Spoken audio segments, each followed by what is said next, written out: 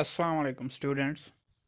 आज की इस वीडियो में हम देखेंगे कि हमारे पास जो इफ़ एल्स स्ट्रक्चर है वो किस तरह से काम करता है। हम इफ़ एल्स को यूज़ क्यों करते हैं, हम सिंपल इफ़ स्टेटमेंट को क्यों हर जगह पे यूज़ नहीं कर सकते। अब सिंपल इफ़ के साथ जो है वो एक प्रॉब्लम ये है कि हमारे पास अगर तो कंडीशन जो है वो ट्रू होती है तो हमारे पास एक स्टेटमेंट जो है वो स्क्रीन पे प्रिंट हो जाती है, लेकिन अगर कंडीशन जो है वो फॉल्स होती है तो ऐसी सिचुएशन में हमारे पास कोई दूसरा ऑप्शन अवेलेबल नहीं है। ये इसकी लिमिटेशन है। इसलिए हमें एक ऐसा मेथड चाहिए कि जिसके अंदर अगर कोई कंडीशन ट्रू है तो स्क्रीन पे एक स्टेटमेंट शो हो, और अगर कंडीशन ट्रू नहीं होती मींस कि कंडीशन फॉल्स होती है तो हमारे पास एक दूसरा मैसेज जो है वो स्क्रीन पे शो होना चाहिए, जिससे यूज़र को आइडिया हो सके कि उसका जो मेथड था या उसकी जो वैल्यू थी वो ट्रू नहीं थी, और स्क्रीन पे उसको उसका एक मैसेज जो है वो शो हो जाए। तो इस सिचुएशन के लिए हमारे पास जो सी प्लस प्लस है वो हमें एक दूसरा स्ट्रक्चर प्रोवाइड करती है या एक दूसरी स्टेटमेंट प्रोवाइड करती है, जिसको हम इफ़ एल्स स्टेटमेंट कहते हैं।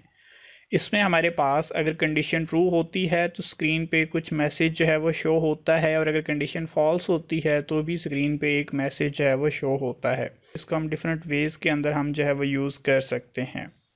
अगर हम इसके फ़्लो चार्ट की बात करें तो फ़्लो चार्ट में हमारे पास सबसे पहले अगेन सिंपल इफ़ की तरह ही का इसका फ़्लो चार्ट है। सिर्फ डिफरेंस ये है कि हमारे पास ट्रू की सिचुएशन में भी कुछ स्टेटमेंट्स होंगी और फॉल्स की सिचुएशन में भी हमारे पास स्क्रीन पे कुछ स्टेटमेंट्स जो हैं वो प्रिंट होंगी।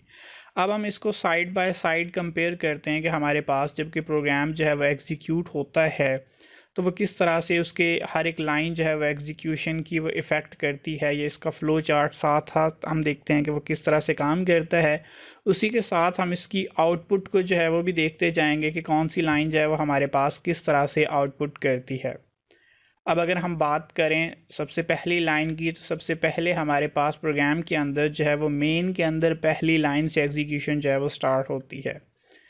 और फ्लो चार्ट के अंदर हम देखें तो अगेन उसी तरह से हमारे पास फर्स्ट लाइन जो है वो एग्जीक्यूट होती है। अब यहाँ पे हमारे पास जो फर्स्ट लाइन है वो एक वेरिएबल की डेक्लेरेशन है, तो फ्लो चार्ट के अंदर भी हमारे पास वो लाइन जो है उसको रिप्रेजेंट कर दिया गया है। इसी तरह से मेन के अंदर भी हमारे पास जो है वो उस लाइन को हाईलाइट कर दिया गया है। अब हमारे पास हमें ये पता है कि किसी भी प्रोग्राम के अंदर जो है वो मेन से ही उसकी एग्जीक्यूशन स्टार्ट होती है। कंपाइलेशन के टाइम पे चाहे हेडर फाइल से स्टार्ट होता है प्रोग्राम कंपाइल होना, लेकिन जब एग्जीक्यूशन स्टार्ट होती है तो हमेशा मेन से ही स्टार्ट होती है। इसलिए हमारे पास यहाँ पे जो वेरिएबल डेक्लेरेशन है वहाँ से इसका स्टार्ट हुआ है। उसके बाद हमारे पास प्रोग्राम जो है वो जैसे ही नेक्स्ट लाइन की तरफ मूव करता है, उसी के साथ हमारे पास फ़्लो चार्ट में हम फ़्लो जो है उसको देखते हैं तो उसकी डायरेक्शन भी बिल्कुल उसी तरह से फ़्लो जो है वो भी मूव करता है। फॉर एग्ज़ाम्पल यहाँ पे हमारे पास जैसे ही जो प्रोग्राम है उसमें सेकंड लाइन आई, उसी तरह से फ़्लो चार्ट के अंदर फ़्लो जो है वो सेकंड लाइन पे शिफ्ट हो गया, और आउटपुट के अंदर चूँकि हमारे पास जो सेकंड लाइन है मेन के अंदर वो कुछ ना कुछ आउटपुट शो कर रही है, तो आउटपुट के अंदर हमारे पास वो आउटपुट आ चुकी है। मीन कि हम जब इस प्रोग्राम को एग्जीक्यूट करेंगे तो हमें स्क्रीन पे कुछ इस तरह से रिज़ल्ट जो है वो शो होता जाएगा, और बैकएंड पे प्रोग्राम जो है उसकी एग्जीक्यूशन भी साथ साथ होती जा रही है। अब हम देखते हैं कि यहाँ पे हमारे पास सी आउट स्टेटमेंट थी, तो उसने स्क्रीन पे जो है वो एक मैसेज प्रिंट कर दिया। उसके बाद नेक्स्ट जो है वो प्रोग्राम की एग्जीक्यूशन में जो है वो वेरिएबल की वैल्यू को इनपुट लेना है। तो यहाँ पे हमें पता है कि जो आउटपुट है वहाँ पे कर्सर जो है वो ब्लिंक करता रहता है जब तक कि यूज़र को वैल्यू टाइप ना कर दे। इसी तरह से हम देख सकते हैं कि जो फ़्लो है वो भी लाइन बाय लाइन एक सीक्वेंस के साथ पहली लाइन से दूसरी लाइन फिर तीसरी लाइन, इस तरह लाइन बाय लाइन जो है फ़्लो जो है वो मूव करता रहता है। अब हमारे पास यूज़र ने लेट्स सपोज कि 24 वैल्यू जो है वो एंटर की है। उसके बाद हमारे पास फ़्लो पहुंचा है डिसीजन स्टेटमेंट की तरफ, और उधर से हम प्रोग्राम के अंदर देख सकते हैं कि प्रोग्राम के अंदर भी हम इफ़ स्टेटमेंट की तरफ पहुंच चुके हैं। अब इफ़ स्टेटमेंट जो है वो हमारे पास ये एक डिसीजन स्ट्रक्चर है, मींस कि यहाँ पे हमारे पास एक डिसीजन जो है वो लिया जाना है, और इस कंडीशन को जो है वो एवेल्यूएट किया जाएगा। अगर तो ये कंडीशन हमारे पास ट्रू की फॉर्म के अंदर रिज़ल्ट को रिटर्न करेगी तो इफ़ की जो बॉडी है उसके अंदर जो हमारे पास स्टेटमेंट्स हैं वो एग्जीक्यूट हो जाएंगी। और अगर इफ़ की कंडीशन फॉल्स होगी तो इफ़ के बाद जो बॉडी है उसको इग्नोर कर दिया जाएगा और कंट्रोल जो है वो डायरेक्टली एल्स की तरफ चला जाएगा। मीन्स कि हमारे पास इफ़ और एल्स दोनों में से कोई एक जो है सिर्फ वही एग्जीक्यूट हो सकता है। अब सबसे पहले हम देखते हैं कि हमारे पास जो इफ़ के बाद कंडीशन है उसको एवेल्यूएट किया जाता है। फ़्लो चार्ट के अंदर भी हम क्लियरली देख सकते हैं कि इफ़ की कंडीशन जो है इसको एवेल्यूएट किया जा रहा है। अब इफ़ की कंडीशन है क्या हमारे पास कि हम ए को जो है ए मीन्स के कोई वैल्यू जो यूज़र ने एंटर की है उसको 2 पे डिवाइड किया जाएगा। अगर उस डिवीज़न का रिमाइंडर 0 के इक्वल आता है तो इट मीन्स के नंबर जो है वो इवन है, और अगर वो 0 के इक्वल नहीं आता तो इट मीन्स के जो नंबर है वो ऑड है। अब हमारे पास कंडीशन एवेल्यूएट हुई तो इस सिचुएशन के अंदर हमारे पास कंडीशन जो है वो रिज़ल्ट करेगी ट्रू की फॉर्म के अंदर। सो हमारे पास जो कंट्रोल है वो इफ़ स्टेटमेंट की बॉडी के अंदर चला जाएगा और जितनी स्टेटमेंट्स होंगी यहाँ पे वो एग्जीक्यूट करेगा।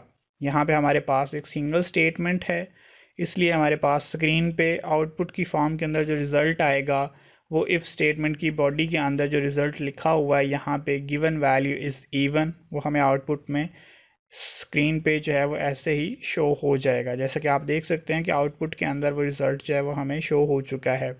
अभी आउटपुट के अंदर बेसिकली हमारे पास ये वो चीज़ें हैं जो यूज़र या प्रोग्राम जो है वो एग्जीक्यूशन के दौरान परफॉर्म करेगा, या एग्जीक्यूशन के दौरान हमें सिर्फ नज़र आएंगे, और बाकी जो चीज़ें हैं जिसमें कोड है तो कोड की एग्जीक्यूशन को लाइन बाय लाइन एक्सप्लेन किया जा रहा है। और अगर हम फ़्लो चार्ट की बात करें तो फ़्लो चार्ट जो बेसिकली प्रोग्राम की अंडरस्टैंडिंग को या प्रोग्राम के फ़्लो को अंडरस्टैंड करने के लिए होता है।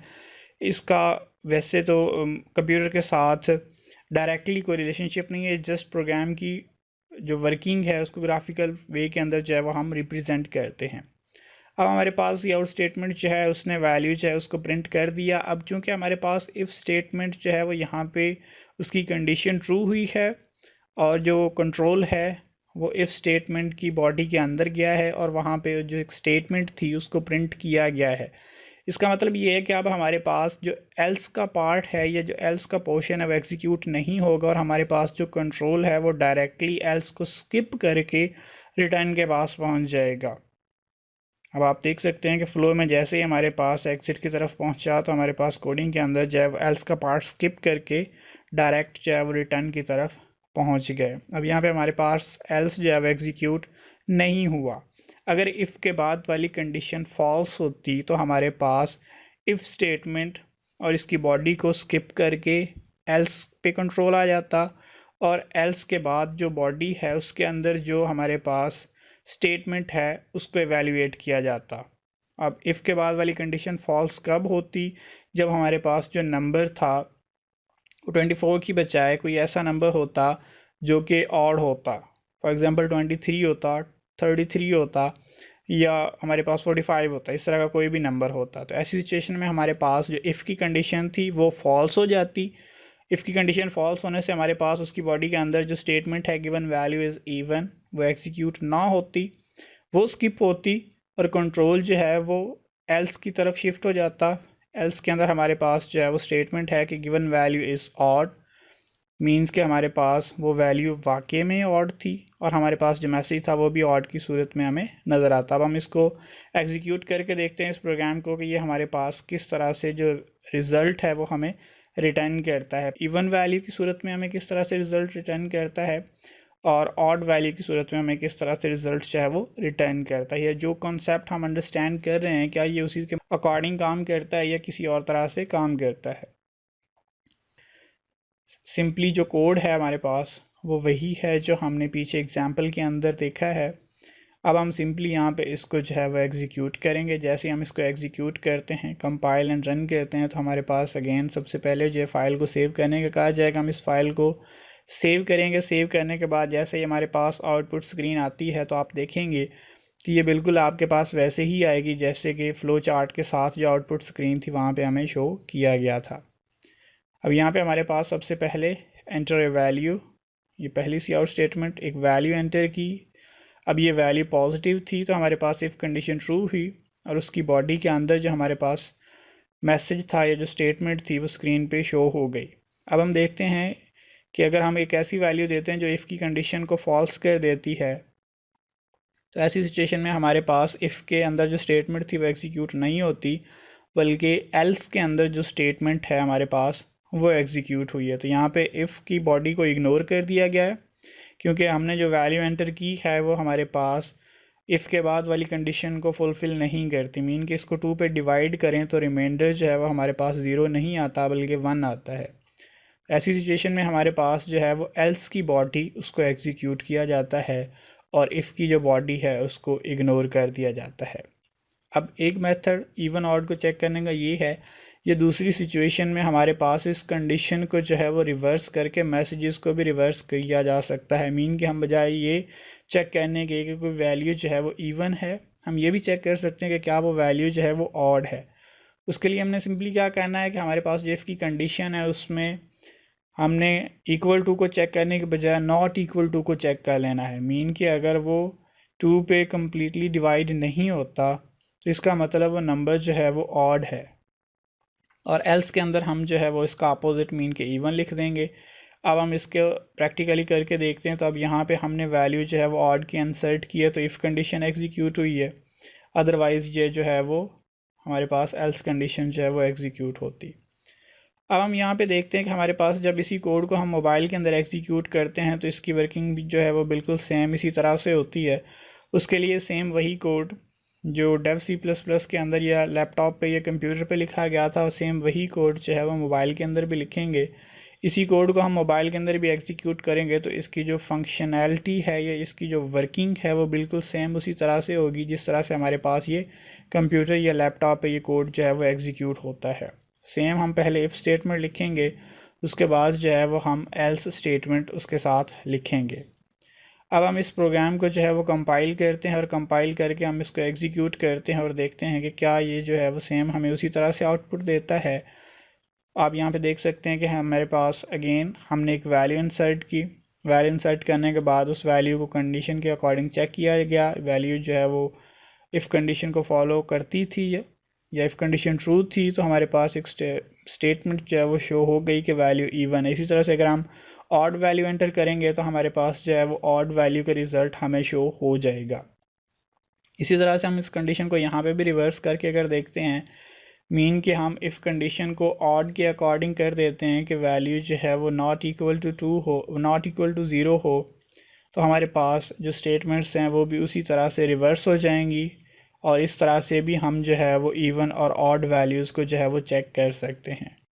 तो यहाँ पे हम पहले करेंगे इफ़ जो है, इफ़ के बाद जो स्टेटमेंट है उसमें हम कर देंगे कि value remainder 2 is not equal to 0। अब हम जो है वो इसको एक ऑड वैल्यू देंगे तो हमारे पास रिज़ल्ट जो है वो आ जाएगा कि वैल्यू इज़ ऑड। इसी तरह से हम अगर जो है इसको यहाँ पे इवन वैल्यू देंगे तो अब हमारे पास एल्स स्टेटमेंट चलेगी, और एल्स में अब हमने लिखा है इवन का, तो हमारे पास यहाँ पे इवन वैल्यू जो है वो उसका मैसेज हमें शो हो जाएगा।